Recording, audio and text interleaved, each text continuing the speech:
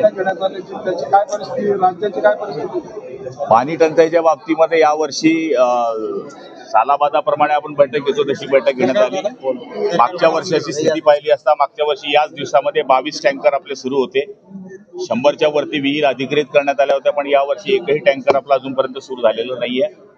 त्याचबरोबर धरणांची स्थिती पाहिली तर जवळपास 50% आसपास आपला धरणांचा साठा आहे.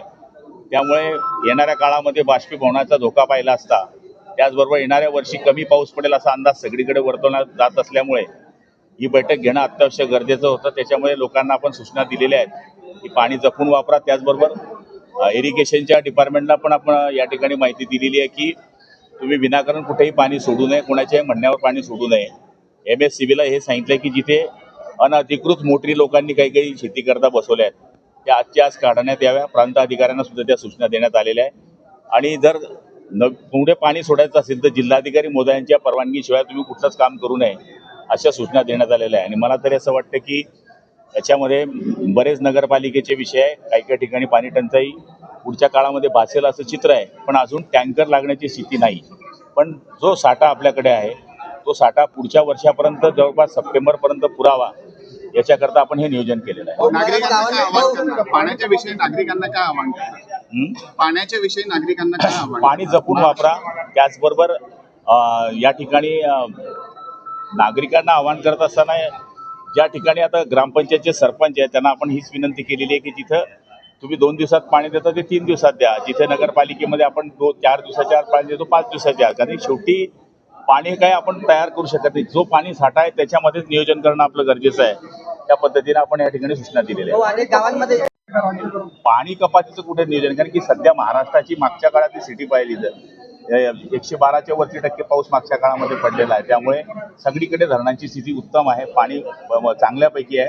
पण पुढच्या वर्षाचा धोका पाहता या वर्षापासून त्याचं नियोजन त्या धरणामध्ये करणं आणि काटकसरीने पाणी वापरणं हाच आपला एक पर्याय आहे. म्हणून या बैठका आम्ही घेतोय. हो, अनेक गावांमध्ये जलजीवनच्या योजना ज्या आहेत पूर्ण झालेल्या आहेत, मात्र काही किरकोळ कारणास्तव त्या पूर्ण कार्यान्वित झालेल्या हे आता सावकार साहेबांनी त्यांच्या मतदारसंघातल्या 2-3 गावांच्या तक्रारी केल्या आहेत. त्यांचं असं म्हणणं आहे की जुन्या सोर्सेसवरून आम्ही पाणी सुरू केलेलं आहे आणि संजीव भाऊंचं म्हणणं आहे की नवीन सोर्सवरून पाणी मिळालेलं नाही. मी चौकशी करायचे आदेश दिलेले आहे आणि मी स्वतः त्या गावामध्ये जाणार. महावितरणचं असेल 10 दिवसांनी 4 दिवस पाणी दिलं जातं. हे तर 1 तास दिला तर 10 दिवसात 4-5 हे बघा, आता भुसावळचंही उदाहरण मी सांगितलं की तिथे 10 दिवसाच्या आड पाणी हे 4 तास दिलं जातं. मी त्यांना विनंती केली नगराध्यक्ष महोदयांना आणि CO महोदयांना की जर तुम्ही 5 दिवसात 2 तास द्या ना, 5 दिवसात 2 तास दिलं तर 10 दिवसाचं रोटेशन हे 5 दिवसावर येऊन जाईल ना लगेच. आता आपल्या हातात आहे. आणि ज्या ठिकाणी MSCBचं करंट चालू असलं तर मोटर बसवल्याशिवाय पाणी घेत नाही, त्या ठिकाणी MSCBने त्यांना मदत करावी. कारण की शेवटी याच्यामध्ये थोडा वाईटपणा घ्यावा लागेल, पण पाणी सगळ्यांना मिळण्याकरता हे प्रयत्न करणं गरजेचं आहे. विधानमंडळामध्ये महिलांना आरक्षण देण्याचा कायदा लागू झालेला आहे, काय प्रतिक्रिया? चांगली गोष्ट आहे. महिलांच्या माध्यमातून आपण पाहिलं की आपल्या महिला सगळ्या बाबतीमध्ये सक्षम आहे. देशामध्ये सगळ्या क्षेत्रामध्ये पाहिलं तर महिलांचा उच्चांक आहे. त्यामुळे आता येणाऱ्या राजकारणामध्ये महिला मैदानात उतरतील आणि पुरुषांबरोबर ते काम करतील हे आपल्या राज्याने बऱ्याच ठिकाणी सिद्ध केलं आहे. राष्ट्रपती पदावर आपण पाहिलं तर आज 2 महिला राष्ट्रपती आपल्याला या ठिकाणी झाल्या आहेत. त्यामुळे आमदार खासदार होणं त्यांच्याकरता ह्या निवडणुकीमध्ये एक प्रमाणात सुवर्ण संधी आहे या देशाच्या विकासाकरता. पाणी घ्यावं लागतंय लोकांना. एकदम बरोबर आहे तुमचं म्हणणं की सध्या तिथं 8-10 दिवसाच्या आड पाणी आम्ही तिथे बोर सुद्धा केले शासनातर्फे पण आणि प्रायव्हेट बोर पण केलेले आहे. त्यामुळे त्या ठिकाणी पाणी पण काही प्रमाणामध्ये तिथे टंचाई जोरदार आहे. पण आता तिथे आमचं योजनेचं काम सुरू आहे. पण थोडं आर्थिक चणचण असल्यामुळे बिलांच्या बाबतीमध्ये त्यामुळे थोडं काम स्लो आहे. पण एवढ्या 4 महिन्यामध्ये आमची ती योजना पूर्ण झाल्यानंतर पुढच्या वर्षी तुम्हाला असोद्याला पाण्याची टंचाई दिसणार नाही.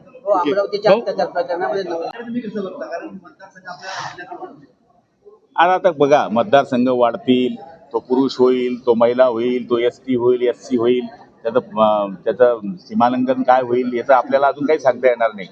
पण आता आम्ही विचार केला तर मी एरंडोलमध्ये पुरे आमदार होतो, जळगाव ग्रामीणमधून झालो, जळगाव तालुका मला नव्हता. हे बघा, या ठिकाणी मतदारसंघ हे छोटे होतील हे सिद्ध झालेलं आहे. त्यामुळे प्रत्येक पैलवान आपल्या आखाड्याची तयारी करून ठेवतो.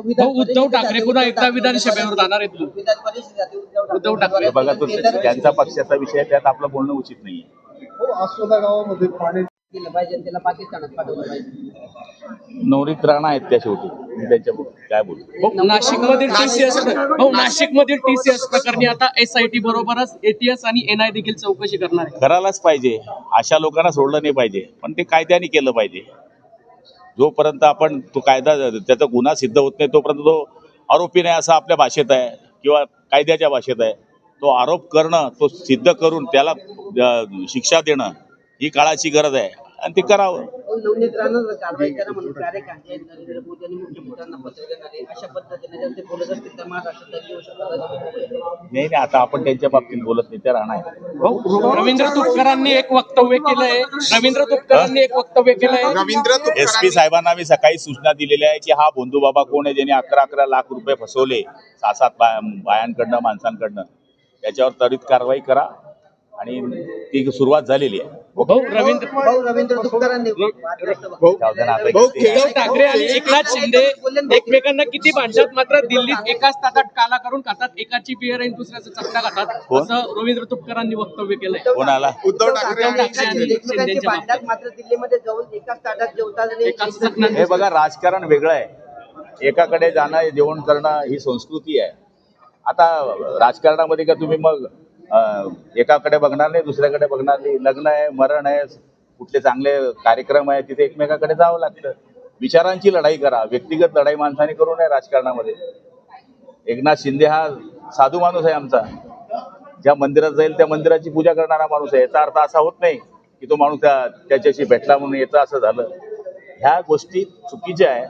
आपल्या देशामध्ये आपण बघतो की आदरणीय पंतप्रधान कोणतेही असतील, त्याच्या पूर्वीच्याही आताची अपोजिशनचाही जरी माणूस समोर आला, त्याच्याशी बोलणे, त्याच्या लग्नामध्ये जाणे, त्यांनी कुठलं निमंत्रण दिलं असेल तर तिथे जाणं ही आपली संस्कृती आहे.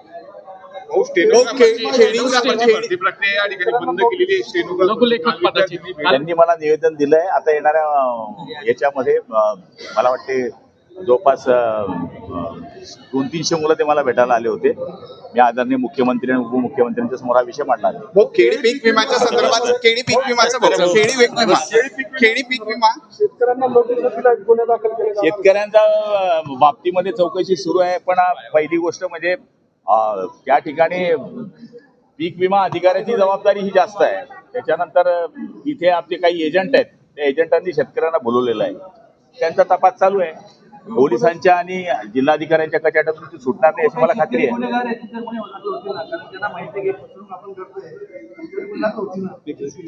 गुन्हा जरी दाखल झाला तर त्याच्यावर तपास केला जाईल ना. तो शेतकऱ्याला कसं फसवलं गेलं, का तो स्वतः फसला की त्याने स्वतः फसवलं, ह्या सुद्धा तपासाच्या बाबी आहेत. रोहित पवारचे डायरेक्ट शेतकऱ्याला आपण गुन्हेगार म्हणणे उचित नाही आहे. शेवटी त्या शेतकऱ्याने जर केलं असेल तर तो दोषी सापडेल. पण काही काही शेतकऱ्यांना करण्यास भाग पाडणारे पण लोक आहेत की तुम्ही इतके पैसे द्या, तुमचं नाव टाकतो. मग साहजिक आहे, काही काही शेतकरी त्याच्यामध्ये फसले. त्याच्यामध्ये आता ते केंद्रवाल्यांवर कारवाई करण्याचं चाललंय किंवा इतर लोकांवर कारवाई करण्याचं चाललंय. हे सगळा तपासाचा भाग आहे. जे दोषी असतील त्याच्यावर कारवाई होईल. रोहित पवार, सुमित्रा पवार यांचा प्रचार करताना पाहिलं. शेवटी रक्ताचं नातं आहे बाबा, कोण खून का रिश्ता आहे.